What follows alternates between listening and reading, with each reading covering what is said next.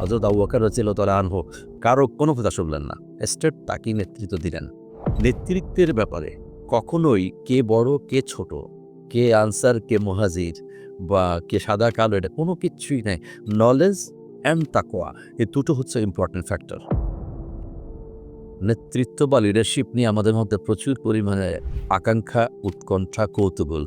আমরা এখন দেখব ৭ বছরের একটা বাচ্চা কি করে একটা কমিউনিটির, মুসলিম কমিউনিটির ইমাম হন, লিডার হন।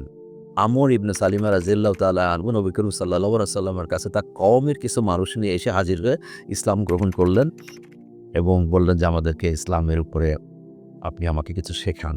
আমাদেরকে সালাত আদায় করার জন্য একজন ইমাম নিযুক্ত করে দেন।" তখন নবী করিম সাল্লাল্লাহু আলাইহি সাল্লাম উপস্থিত যারা আসছিলেন এদের মুখকে জিজ্ঞেস করলেন, "তোমাদের মধ্যে কেউ কি কোরআন জানো?" সবাই চুপ, নির্বাক। ৭ বছরের একটা বাচ্চা ছেলে বলে, "আমি জানি।" নবী করিম সাল্লাল্লাহু আলাইহি সাল্লাম বেশ জিজ্ঞাসু দৃষ্টিতে তার দিকে তাকালেন। কৌতূহল হলো যে এই বাচ্চা কি করে কোরআন জানে। তো হি ওয়ান্টেড টু নো যে হাউ কাম ইউ লার্ন কোরআন। ছেলেটা বলল যে, "আমাদের এই বসত বাড়ির পাশ দিয়ে একটা রাস্তা দিয়ে তেজারতের একটা কাফেলা যায়, ব্যবসার কাফেলা যায়। তো আমাদের এখানে যে কূপ আছে এই কূপ থেকে পানি তুলে তারা ওযু করে নামাজ পড়ে। তারা যখন এখানে তাঁবু গাড়ে বিশ্রামের জন্যে, নামাজ পড়ার জন্যে, তখন আমি বালতি দিয়ে পানি তুলে সাহায্য করি তাদেরকে। তো এটার বিনিময়ে সামান্য কিছু সাদাকাও তারা আমাকে দেন। তাদের এই নামাজ পড়া দেখে, দেখে আমি ছোট, ছোট কয়েকটা সূরা মুখস্থ করেছি।" অ্যাস্টনিশ হলেন নবী করিম সাল্লাল্লাহু আলাইহি সাল্লাম এবং উনার যার সাথে আসছিলেন এই আমর ইবনে সালিমা রাদিয়াল্লাহু তাআলা আনহু। সবাই অবাক হয়ে গেল। এই ছোট্ট বাচ্চা কোরআন জানে? তাৎক্ষণিকভাবে নবী করিম সাল্লাল্লাহু আলাইহি সাল্লাম বলে দিলেন, "তুমি এই কওমের, এই সম্প্রদায়ের ইমাম।" ইমাম নিযুক্ত করে দিলেন, লিডার নিযুক্ত করে দিলেন। কারণ কি? সে কোরআন জানত, তার জ্ঞান ছিল। এই ৭ বছরের বাচ্চা আর একটু বড় ১৮ বছরের একটা ছেলের দিকে আমরা তাকাই, যেখানে নবী করিম সাল্লাল্লাহু আলাইহি সাল্লামের জীবদ্দশায় এবং ওনার ইন্তেকালের পরে হযরতে আবু বকর রাদিয়াল্লাহু তাআলা আনহুর জামানাতে ঘটনাটা ঘটল। বাইজেন্টাইনদের বিরুদ্ধে ১ম যুদ্ধ করল মুতার যুদ্ধে। মুতার যুদ্ধের সেনাপতি ছিলেন যায়েদ ইবনে হারিসা।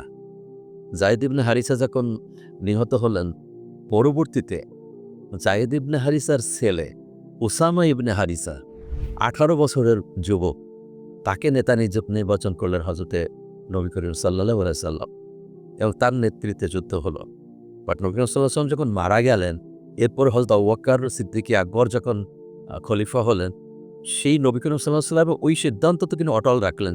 সেই সময় হযরত আবু বকরের পর ওমর, হযরত ওসমান, হযরত আলী সহ আরও অনেক প্রবীণ যারা সাহাবা ছিলেন, তারা অনেকে কিন্তু বিরোধিতা করেছিলেন। হযরত আবু বকর রাদিয়াল্লাহু তাআলা আনহু কারো কোনো কথা শুনলেন না। স্ট্রেট তাকেই নেতৃত্ব দিলেন।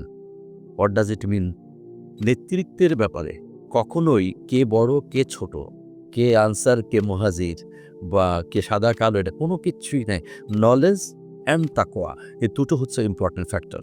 এর কারণেই ওসামা ইবনে যায়েদ মুতার যুদ্ধের মতো একটা যুদ্ধে রোমানদের বিরুদ্ধে, বাইজেন্টাইনদের বিরুদ্ধে যুদ্ধে নেতৃত্ব দান করেছিলেন। ফল কি হয়েছিল? আরব বিশ্বের বাইরের ১ম যুদ্ধ ছিল মুতার যুদ্ধ এবং মুতার যুদ্ধ কিন্তু একটা দরজা খুলে দেয়। সেটা ছিল সিরিয়া জয় করা, মিশর জয় করা। তারপরে স্পেন, তারপরে অনেক কিছু আমরা জানি, উত্তর আফ্রিকার অনেক কিছু। সো লিডারশিপের ক্ষেত্রে আমাদের মধ্যে যে আগ্রহ, উৎকণ্ঠা অনেক কিছু থাকে নেতৃত্ব নেওয়ার জন্য। কে নেতা হবে আসলে এটা ডিপেন্ড করে যে নেতা হবে তার জ্ঞানের উপরে, তার তাকওয়ার উপরে। এ দুটো ইজ ভেরি ইম্পর্টেন্ট।